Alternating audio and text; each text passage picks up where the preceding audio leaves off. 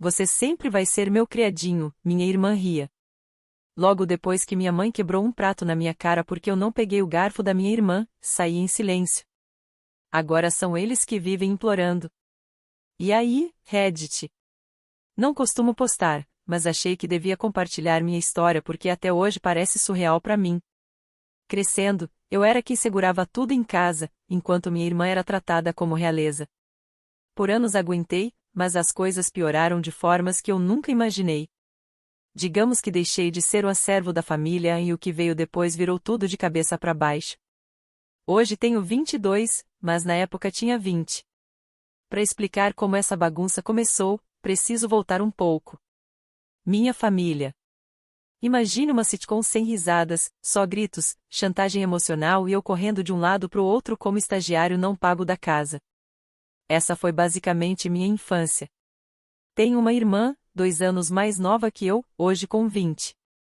E deixa eu dizer, ela foi criada como se fosse a joia mais preciosa do universo. Mimada até o último fio de cabelo. Se ela espirrava, minha mãe corria com lenço de papel, meu pai fingia que era fofo e eu era mandado jogar o lixo fora. Enquanto isso, eu podia trazer boletim cheio de notas máximas ou ganhar uma competição e a reação era, legal. Agora tira o lixo. Desde pequeno eu era o faz-tudo. Cortar grama? Eu. Carregar sacolas? Eu. Arrastar móveis pesados? Eu. Levar a princesinha de carro até a casa da amiga porque ela não queria andar?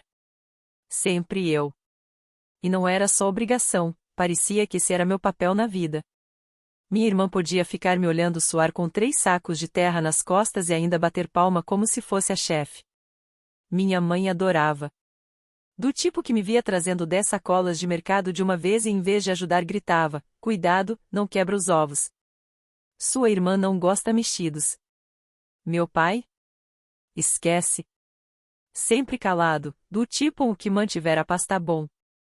Paz, no caso, era eu me acabando de tanto trabalhar enquanto minha irmã ficava no sofá mexendo no celular. E não era só nos afazeres. Até na escola, o favoritismo era gritante. Eu tirava notas boas e mal ganhava um OE o esperado, você é inteligente. Tradução, ninguém ligava. Mas se minha irmã tirava um C em matemática, parecia que tinha descoberto a cura do câncer, passeio para tomar sorvete, post no Facebook, abraço coletivo. Estamos tão orgulhosos, querida, você se esforçou tanto. Esforço? Ela nem levava a lição de casa. O pior não era só eu ser explorado, mas vê-la sendo elogiada por absolutamente nada. Tipo quando ela aspirou metade da sala, deixou o fio todo enrolado e minha mãe entrou dizendo, olha só como ela é responsável ajudando em casa. Enquanto isso, eu tava lá fora suando para consertar o encanamento do jardim porque meu pai disse, você tem braços fortes, resolve aí. Sem obrigado, sem reconhecimento, só a certeza de que era minha obrigação. Quando fiz 18, já me sentia empregado em tempo integral. Trabalhava meio período numa loja de ferramentas, estudava, mas chegando em casa tinha lista de tarefas esperando. Minha irmã. Estressada demais para ajudar. Estressada de quê? De postar selfie no Instagram. O lance do carro foi a cereja do bolo. Juntei grana e comprei meu primeiro usado, um Mitsubishi 2001. Paguei com meu próprio dinheiro. 2 semanas depois, minha irmã já exigia carona para todo lado. Não importava se eu tinha planos ou trabalho, ela dizia, você é meu irmão. É sua obrigação me levar. E claro, se eu recusasse, ela corria para chorar para minha mãe. Aí vinha a bronca, por que você está sendo egoísta? Ela é sua irmã. Família ajuda família. Engraçado, porque nunca pediam para ela me ajudar. E meu pai? Invisível. Só se metia quando a coisa esquentava e, mesmo assim, sempre ficava do lado da minha mãe, faz logo, filho. Não vale a briga. Clássico. Agia como se manter minha irmã feliz fosse missão de segurança nacional, e eu, o soldado obrigado a cumprir. Olhando para trás, era como viver numa peça em que eu era o figurante que carregava cenário, enquanto minha irmã era a estrela. Todo aplauso era para ela. Meu papel era só limpar o palco e sumir. Quando cheguei à faculdade, achei que enfim ia me livrar disso. Consegui bolsas, uma chance de construir algo. Mas a família sempre dava um jeito de me puxar de volta em toda pausa, feriado, férias. E isso foi criando uma mágoa. Não era só carregar sacolas de supermercado, era carregar o circo inteiro. E se eu reclamasse? Ingrato. Essa era a palavra favorita da minha mãe. Nós te demos tudo. Como ousa reclamar? Sério? O que me deram foram tarefas infinitas e um lugar na primeira fila do desfile da minha irmã. Crescendo, aprendi cedo que não era filho. Eu era mula. E minha irmã não era só a filha de ouro, era intocável. Não importava o que fizesse, minha mãe defendia. Meu pai se calava. E eu levava a culpa. Mas tem um limite. Empurra alguém por tempo demais e uma hora essa pessoa empurra de volta. E aos 20, eu já não era o garoto que calava e levava a irmã no shopping. Eu tinha aprendido a jogar de forma mais esperta. Eu ainda era mula, mas agora era mula com um plano. Quem cresce numa casa onde tem que se curvar 24 horas por dia aprende a prever os movimentos. Eu sabia que minha irmã ia aprontar de novo, ela sempre aprontava. E sabia que minha mãe ia defendê-la sem questionar, enquanto meu pai fingia não ver. Então, quando tudo explodiu naquele jantar, eu não fiquei surpreso. O que me chocou foi até onde eles foram. Só nós 4 naquela noite. Sem visitas, sem vizinhos. Minha mãe fez um banquete, macarrão, salada, pão de alho. Sentei já esperando o circo começar. Minha irmã caiu na cadeira em frente, mexendo no celular como a rainha que achava ser. Meu pai murmurava algo sobre reservas de hotel. Minha mãe arrumava guardanapos como se o mundo dependesse disso. Jantar começou e, por 5 gloriosos minutos, parecia normal. Mastigar, conversa afiada, barulho de talheres. Até que aconteceu. Minha irmã deixou o garfo cair. Nada dramático, só escorregou e caiu no chão.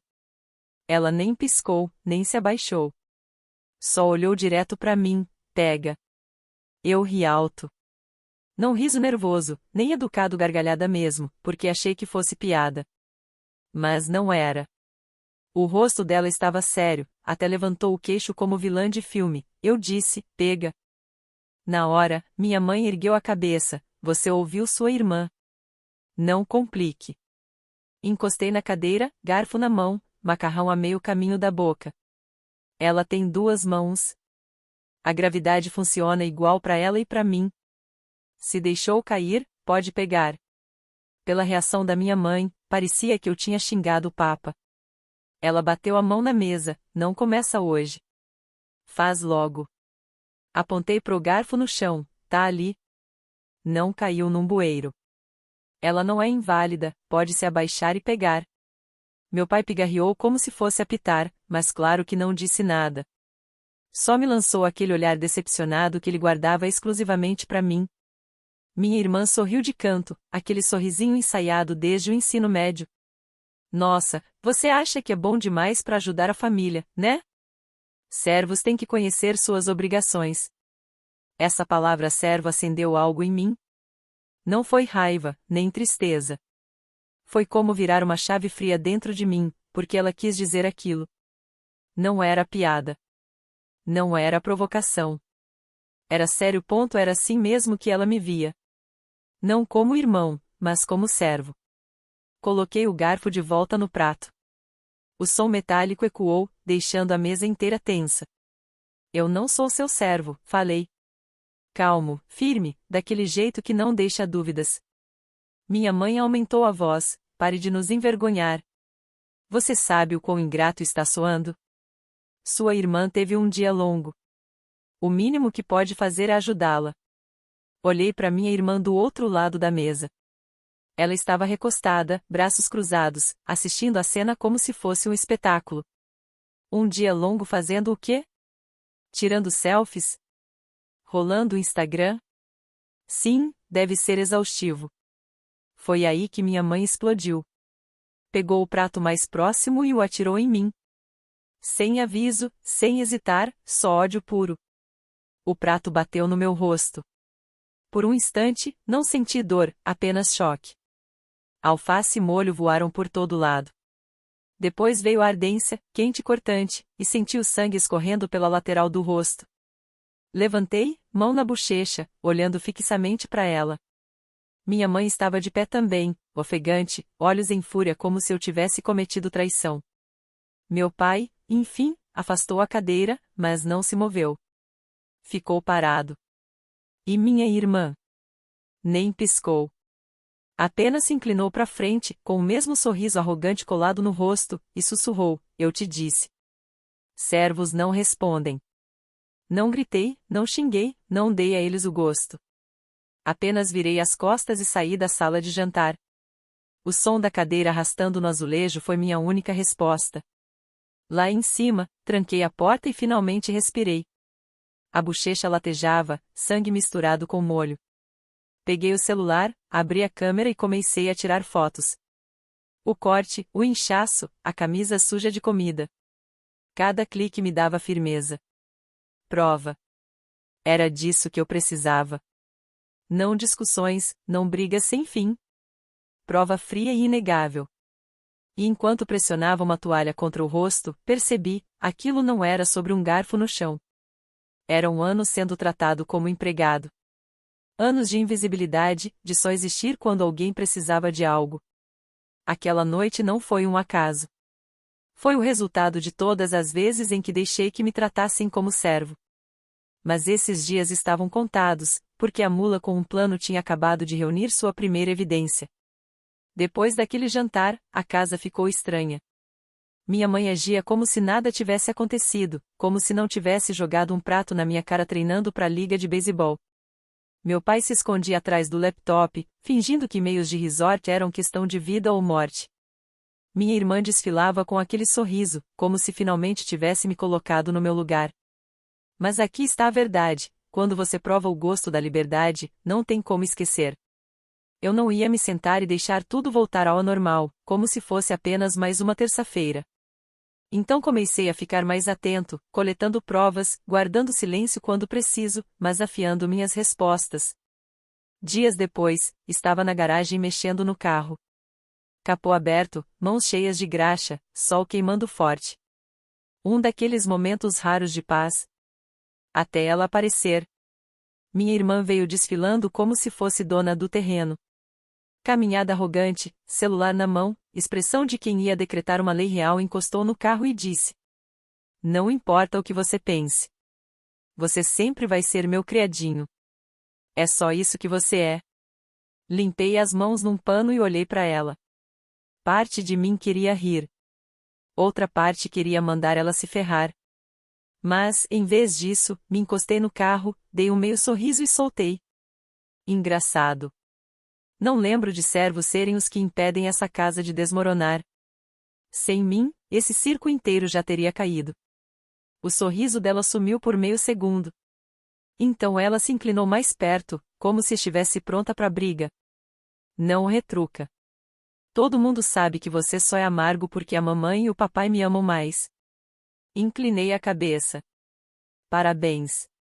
Você é a MVP de não fazer nada. Título impressionante que conquistou aí. Foi quando ela usou o truque clássico, aquele que sempre funcionava quando éramos pequenos. Deu um passo para trás, jogou o celular no chão de propósito e gritou com toda força. Ele me bateu. Ele me empurrou. Congelei. Não porque tivesse culpa, mas porque sabia o que vinha a seguir. E, claro, meus pais saíram da casa correndo como se estivessem de prontidão. Os olhos da minha mãe se arregalaram diante da filha preciosa fingindo chorar. O maxilar do meu pai travou como se fosse começar um discurso no tribunal. Minha mãe correu abraçar minha irmã como se ela tivesse acabado de voltar da guerra. "O que você fez com ela?" gritou para mim. "Como teve coragem de encostar na sua irmã?" Abri a boca, mas antes que eu pudesse me defender, meu pai já atacou. "Você é um monstro, filho. Ela é sua irmã e você ousa machucá-la? O que há de errado com você?" Fiquei parado, mãos sujas de graxa, encarando aquilo como se fosse vítima de uma pegadinha cruel. Eu nem tinha chegado perto dela. Mas, claro, na cabeça deles, a palavra dela era lei.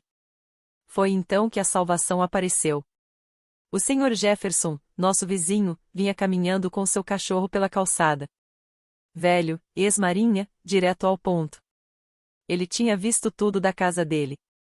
Parou na beira da garagem, ajustou o boné e disse: "Esse garoto não encostou nela. Eu vi tudo. Ela está mentindo descaradamente." Silêncio. Silêncio puro. A boca da minha mãe caiu aberta. Meu pai tentou balbuciar algo sobre mal-entendido, mas o Sr. Jefferson cortou. "Nem tente. Eu venho assistindo essa palhaçada há anos. Vocês tratam esse menino como lixo, enquanto essa garota desfila achando que manda no mundo. Deveriam se envergonhar." O choro falso da minha irmã morreu na hora. Ficou ali parada, pega no flagra, olhos correndo como se fosse derreter no chão. Minha mãe ainda tentou dizer algo sobre assuntos de família, mas o Sr. Jefferson balançou a cabeça. "Não. Isso não é família. Isso é bullying, e todo mundo aqui do bairro vê." E saiu andando, deixando a bomba no ar. Eu juro que quase ri alto. Pela primeira vez, alguém de fora disse em voz alta o que sempre aconteceu. E meus pais não tinham resposta. Só ficaram ali, parecendo que alguém puxou o tapete debaixo deles. Naquela noite, sentado no meu quarto, ainda pensava nisso. O Sr. Jefferson não só os expôs, ele me validou. Provou que eu não estava louco, que não era coisa da minha cabeça. Os de fora viam também. Enquanto remexia umas caixas velhas no meu armário, achei algo que reacendeu ainda mais minha determinação: cartas do meu avô, pai do meu pai. Já tinha visto antes, mas nunca lido com atenção. Dessa vez, li. E uma frase me marcou: "Não deixe ninguém te transformar em mula, filho. Um homem constrói a própria vida. Carregar todo mundo só vai acabar te destruindo." Acho que li aquela frase umas 10 vezes. Porque era exatamente isso que eu vinha fazendo, carregando eles. Os humores, as tarefas, toda a porcaria deles. E pra quê? Nada. Foi aí que o plano começou a ganhar forma de verdade na minha cabeça. Eu não estava mais só sonhando em ir embora. Eu ia fazer isso de fato. Comecei pequeno. Abri uma conta secreta no banco. Guardei cada trocado que conseguia de bicos paralelos. Entrei escondido no escritório do meu pai à noite para copiar minha certidão de nascimento e meu cartão da Previdência. Cada passo era como quebrar uma corrente. E não parei por aí. Procurei o Sr. Lawson, um amigo da família que eu sempre admirei. Aposentado, durão mas justo, do tipo que não adoça conselho. Contei o que estava acontecendo, e em vez de me ignorar ele disse: "Já passou da hora de você se soltar. Você é inteligente, garoto. Use isso. Não deixe que te façam desperdiçar os seus 20 anos." E isso me atingiu mais do que qualquer coisa. Porque ele tinha razão. Eu não estava só planejando. Já estava com um pé fora da porta. A diferença era que eles ainda não sabiam. Para eles, eu continuava sendo o filho obediente, o faz-tudo da casa. Então mantive a máscara. Consertava a torneira pingando, carregava as compras pesadas, assentia quando minha mãe gritava ordens, dava de ombros quando minha irmã tentava os joguinhos de poder dela. Por fora, eu ainda era mula deles. Por dentro, cada tarefa era só mais um dia mais perto da minha saída. Mas o problema de jogar esse jogo é que, às vezes, o outro lado começa a farejar algo. E minha irmã sempre foi curiosa demais, do tipo que mexe na sua mochila só por tédio. Eu devia ter previsto. Numa tarde, eu estava no banheiro fazendo a barba quando ouvi a porta do quarto dela bater e logo depois a minha se abrir. Meu estômago gelou. Ela estava fuçando nas minhas coisas. Saí e vi a cena, meu duffel bag no chão, meio aberto. O de isca. O que eu tinha preparado semanas antes, cheio de roupas de academia, tênis velhos e currículos impressos para empregos locais. Tudo falso, tudo montado para ser encontrado. Uma armadilha e ela caiu direitinho. Os olhos dela brilharam quando viu os papéis. Meu Deus! Mãe? Pai? Venham ver isso. Encostei no batente da porta, toalha no ombro, e falei com desdém. Achou algo que gostou? Minha mãe entrou correndo, secando as mãos no pano de prato. Meu pai veio atrás, carrancudo.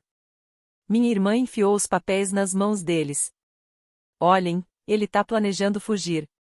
Ele já tem até uma mala. O rosto da minha mãe se contorceu como se tivesse descoberto um crime. Isso é verdade? Você anda se escondendo da gente? Dei de ombros. O quê? É roupa de academia. Resolvi que não dá mais pra pular o treino de perna. Meu pai pegou os currículos, analisando como se fossem arquivos do FBI. São fichas de emprego. Sim, respondi casual, para lugares daqui. Resolvi tentar uns. Não posso viver aqui para sempre, né? Essa frase bateu forte na minha mãe. Eu vi. Ela começou a andar de um lado para o outro, murmurando sobre lealdade e dever de família. Minha irmã estava quase brilhando de satisfação, esperando que eu fosse punido. Mas eu só cruzei os braços e deixei eles se perderem na própria histeria. No fim, soltei. Relaxem. Isso se chama planejar. Vocês não querem que eu fique aqui de parasita, certo? Mas também reclamam se eu tento procurar outro rumo. Decidam o que querem. Meu pai olhou para mim, depois para a mala, depois de novo para mim. Suspirou. O clássico suspiro de quem não quer lidar com nada. Tá bom. Mas sem segredos. Se procurar emprego, avisa a gente. Entendido? Cristalino, respondi, escondendo o sorriso. Eles saíram do quarto, minha irmã atrás, roxa de raiva porque a grande descoberta dela tinha virado pó. Assim que a porta fechou, fechei o zíper da mala, joguei no canto e sentei na cama. Por dentro, eu estava rindo.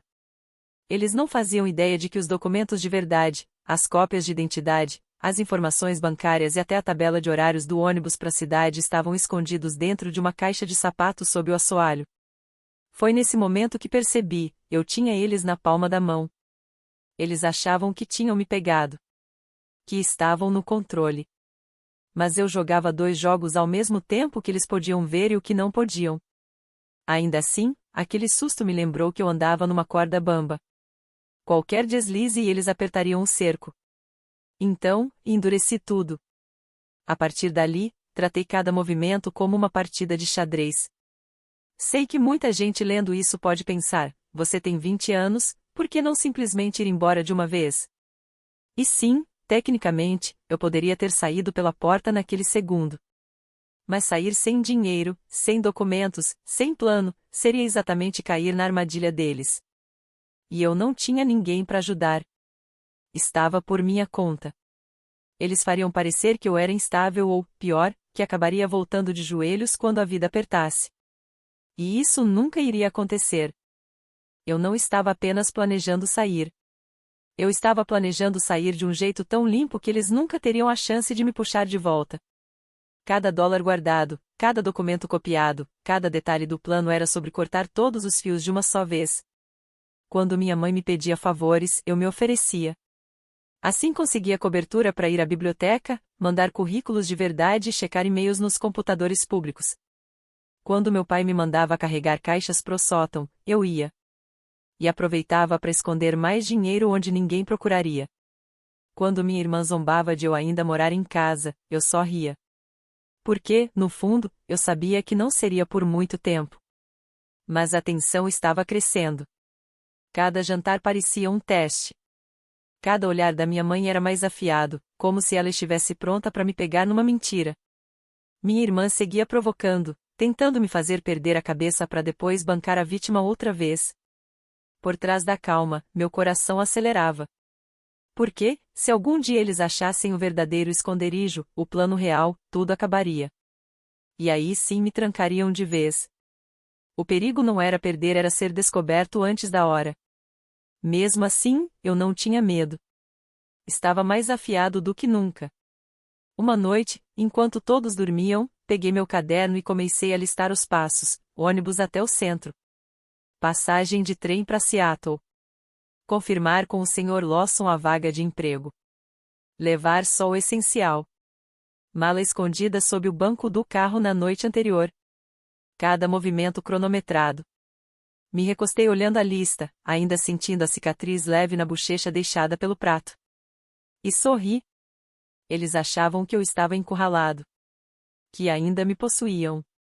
Mas estavam errados. Porque a Mulan com um plano já estava meio caminho fora. E dessa vez, não haveria volta. Eu sabia. Mas o problema com gente louca é que eles não largam fácil. Quando percebem que você está se afastando, em vez de soltar, eles agarram mais forte, como alguém se afogando que arranha tudo ao redor. Foi exatamente o que minha família fez. Depois do jantar, a casa estava silenciosa, só o zumbido do ventilador de teto preenchia o ar. Eu tinha acabado de empurrar o prato quando a voz da minha mãe cortou como faca. Reunião de família. Agora. Aquele tom não era opcional. Era o mesmo que ela usará quando pegou minha irmã bebendo aos 15, ou quando eu esqueci de cortar a grama por uma semana. Sentei de novo à mesa e, claro, meu pai e minha irmã já estavam lá, esperando como se fosse um tribunal. Minha mãe ficou de pé na cabeceira, como juíza, júri e carrasco, tudo em um só. Eu nem pisquei ponto, eu só me recostei na cadeira, braços cruzados, pronto para o show. Mamãe começou primeiro. Sua atitude está inaceitável. Você anda distante, desafiador e, francamente, ingrato. Depois de tudo que nós te demos, é assim que você retribui? Inclinei a cabeça. Me deram, ou tiraram de mim. Os olhos dela se estreitaram. Meu pai pigarreou. Essa família só funciona quando cada um sabe o seu papel. Você está quebrando esse equilíbrio. Tradução: falei com um sorriso de canto, quer dizer quando eu ajo como mordomo não pago? Balancei o queixo na direção da minha irmã, e ela age como realeza. Minha irmã ofegou, como se eu tivesse cuspido no Santo Graal. Você é patético. Sempre será o criado. Esse é o seu lugar. Não levantei a voz. Não precisei. Só enfiei a mão no bolso, tirei o celular e deslizei pela mesa. A tela acendeu com a foto da minha bochecha, o corte do prato, o inchaço, o sangue. Engraçado, falei calmo, porque de onde eu venho, criados normalmente não são agredidos por se recusarem a pegar alguma coisa. Isso não é disciplina. É abuso. A sala ficou em silêncio por um segundo. O rosto da minha mãe empalideceu, depois ficou vermelho. O maxilar do meu pai se contraiu. O sorriso da minha irmã rachou pela primeira vez em meses. Apaga isso. Minha mãe disparou, a voz aguda. Você está distorcendo as coisas. Você me empurrou primeiro. Você me provocou. Dei uma risada curta e seca. Claro. Todo mundo vê que eu provoquei um prato voador com o meu rosto. Foi quando meu pai perdeu a cabeça. Agarrou o copo d'água, bateu com força na mesa e gritou: Chega! E num segundo idiota, lançou o copo direto em mim. O tempo desacelerou. Vi o copo girando, a água voando atrás como num comercial em câmera lenta. Ele bateu na beirada da mesa, estourou, e os estilhaços voaram por todo lado. Alguns me cortaram o braço, ardendo. Mas aí veio o melhor, alguns respingaram neles. Cortes pequenos apareceram na mão do meu pai. Um pedaço atingiu a perna nua da minha irmã. De repente, os amestres da casa pareciam menos reis e rainhas e mais palhaços sangrando na própria bagunça.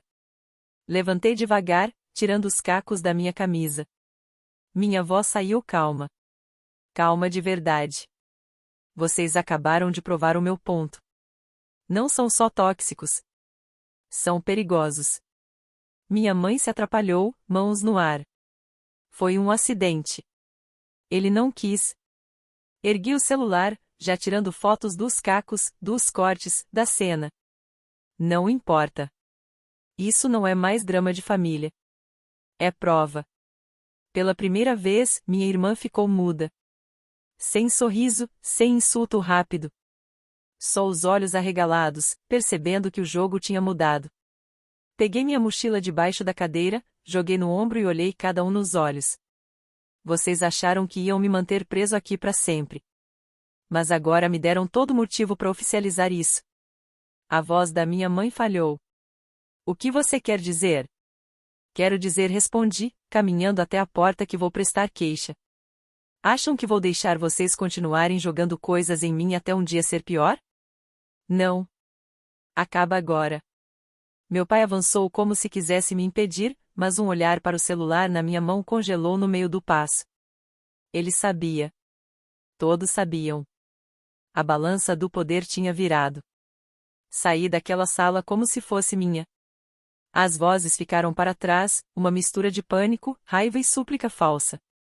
Mas eu não parei porque, naquele momento, percebi que o plano não era mais só sair em silêncio.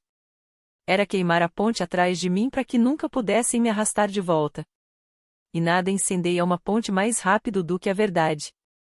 Reforçada com prova fria e inegável.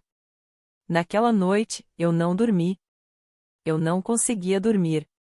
Mas não era pânico, nem ansiedade. Minha mente estava firme, clara, como se alguém tivesse limpado o para-brisa depois de anos de neblina. Cada hematoma, cada estilhaço, cada foto no meu celular não era só prova. Era combustível.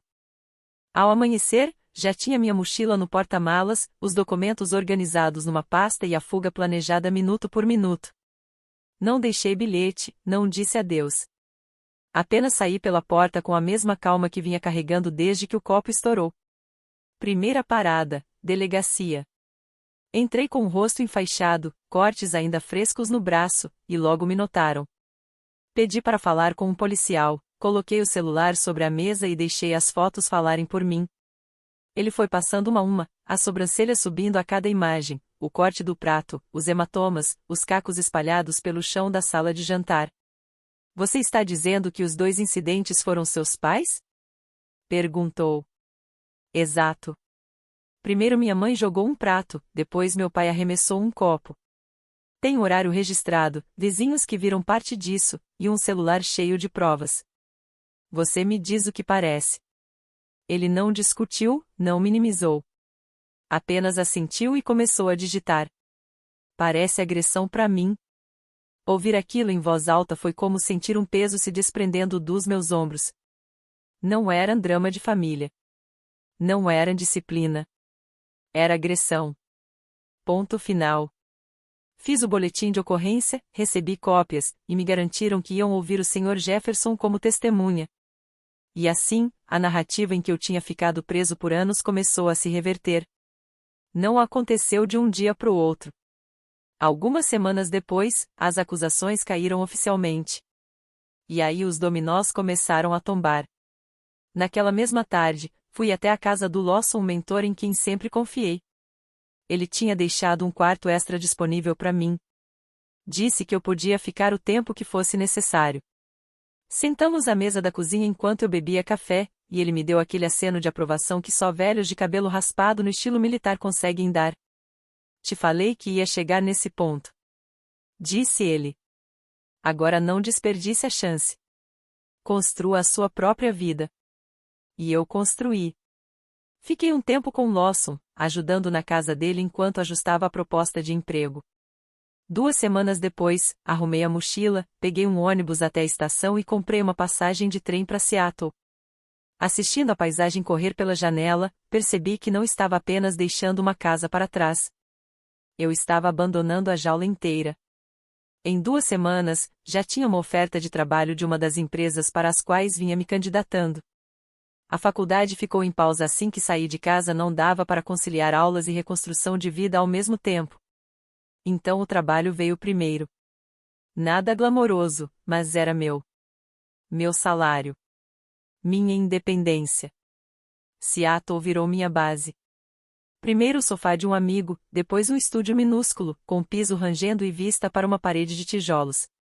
Mas era minha parede de tijolos. Eu cozinhava minha própria comida, fazia meu próprio horário, vivia do meu jeito. E toda vez que um garfo caía no chão e eu me abaixava para pegar, eu ria. Ridículo, mas simbólico. Meu garfo, minha mão, minha escolha. Enquanto isso, em casa, o estrago foi pesado. A polícia não varreu nada para debaixo do tapete como meus pais esperavam. Eles levaram a sério. Minha mãe e meu pai responderam por agressão. Nada em nível de crime grave no início, mas suficiente para manchar o histórico deles e para os vizinhos começarem a falar. E fofoca, naquela comunidade, se espalha mais rápido que furacão. De repente, minha mãe já não era mais a rainha das festas do bairro. Ela ficou conhecida como a mulher que atirou um prato no próprio filho. Os convites desapareceram. As amigas, aquelas mesmas que viviam ouvindo suas bravatas, começaram a evitá-la. Meu pai também não escapou. O negócio de resort vive de reputação. Logo correu a notícia de que ele tinha problemas em casa e, de repente, os chefes pararam de confiar nele para cuidar das grandes contas. O homem que antes desfilava pelos saguões de hotel acabou rebaixado a lidar com reservas regionais, preso num cubículo de paredes descascadas. Seu orgulho, a coisa que ele mais valorizava, foi despedaçado. Minha irmã perdeu sua arma favorita, a palavra. Depois que o Sr. Jefferson deu meu testemunho e a polícia ficou do meu lado, ninguém mais acreditava nas histórias dela. Sem mim para servir de bode expiatório, carregar e resolver as coisas, ela teve que viver como qualquer um. Trabalhar, suar. Ouvi dizer que foi parar servindo cafés numa lanchonete, postando legendas tristes no Instagram sobre a vida corrida. A realidade servida bem quente. Eu não comemorei abertamente. Mas por dentro, assistir à ruína deles de longe foi a satisfação mais doce que já senti. Não por vingança gratuita, mas porque, pela primeira vez, o mundo os enxergava como realmente eram. E eu? Não era mais mula, nem criado, nem bode expiatório. Era apenas um cara livre, finalmente vivendo. Cada salário que recebia, cada noite virada no trabalho, cada silêncio no meu apartamento era prova de que eu tinha conseguido. Eles podiam sangrar, reclamar e desmoronar naquela casa, aquilo não era mais peso meu. A melhor parte? Saber que eu tinha feito tudo com inteligência. Não fugi às pressas. Planejei uma saída tão sólida e calculada que eles não tinham como distorcer contra mim. Provas no bolso, emprego garantido, vida esperando. Quando olho para trás, não vejo um garoto preso. Vejo o homem que jogou no longo prazo, montou as cartas certas e saiu com o que eles juraram que eu nunca teria: controle. Enquanto eu construía algo real em Seattle, o império deles desmoronava por todos os lados. Não era nem eu puxando as cordas, eram eles se destruindo. Lawson foi o primeiro a me trazer notícias. Disse que encontrou meu pai na loja de ferragens, pálido como um fantasma. Meus pais brigavam todos os dias. Minha mãe gritava que ele me deixou escapar. Ele retrucava que foi ela quem transformou a casa num circo. Minha irmã, por sua vez, berrava com os dois, dizendo que tinham arruinado a vida dela porque agora precisava fazer as coisas sozinha. A família perfeita, que antes parecia unida contra mim, agora se devorava. E o mais curioso, eu já não sentia raiva. Só distância. Era como se tivesse deixado uma jaula cheia de animais selvagens e agora observasse de fora a briga. Então começaram os problemas de dinheiro. Sem eu para tapar buracos, pagar emergências e economizar tempo e recursos em cada tarefa, a vida financeira deles começou a ruir. O rebaixamento do meu pai reduziu o salário. As festinhas da minha mãe minguaram, e com elas os benefícios extras. Contas se acumulando, cartões de crédito estourados. Logo se espalhou a notícia de que a casa estava em pré-execução. Jefferson me contou que viu o aviso colado na porta, brilhante como o sol, impossível de esconder. Meu pai teve que vender o carro. Minha mãe penhorou joias que antes ostentava como se fossem sua coroa. E quando começaram a ser vistos fazendo compras em lojas de desconto, as pessoas viravam o rosto fingindo que não os conheciam. Para quem sempre viveu de ostentação, esse foi o tipo de golpe do qual não conseguiam se recuperar. Depois veio o lado pequeno, quase cômico, que me fazia rir de verdade. Minha irmã tentou sair de casa, postando online que finalmente estava independente.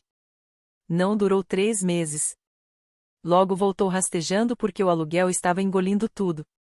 Minha mãe me mandou um e-mail tentando me fazer sentir culpa: sua irmã chora todas as noites, e a culpa é sua. Li 2 vezes, ri e deletei. Pela primeira vez, as lágrimas dela não eram mais responsabilidade minha. A cicatriz no meu rosto sumiu, restando apenas uma linha discreta. Nunca escondi. Se alguém perguntava, eu só dava de ombros e dizia: coisa de família. Porque a verdade não estava na cicatriz em si, mas no fato de que eu tinha me afastado das pessoas que a causaram e nunca mais olhei para trás. Anos depois, recebi um último e-mail. Sem assunto, só desespero escorrendo pelas linhas. Minha mãe escrevia que estavam desmoronando, contas se acumulando, meu pai preso em um trabalho sem futuro, minha irmã perdida. Você está indo tão bem. Por favor, nos ajude. Li, e em vez de sentir raiva ou prazer em vê-lo sofrer, não senti nada. Apenas apertei delete sem hesitar. E foi assim que percebi que tinha vencido de verdade. Não porque a vida deles havia ruído, mas porque eu não me importava mais. Então, se você está preso em uma família que trata você como mula de carga, ouça, você não deve sua vida inteira só porque compartilha sangue. Jogue o jogo longo. Documente tudo. Guarde provas. Construa sua saída em silêncio. E quando o dia chegar, vá embora frio. Não espere desculpas. Não peça bênçãos. Saia tão limpo que eles jamais consigam arrastá-lo de volta. Porque a melhor vingança não é jogar as palavras deles de volta no rosto. A melhor vingança é viver uma vida tão distante do alcance deles que sejam obrigados a engolir a verdade. O servo foi o único que entendeu o jogo.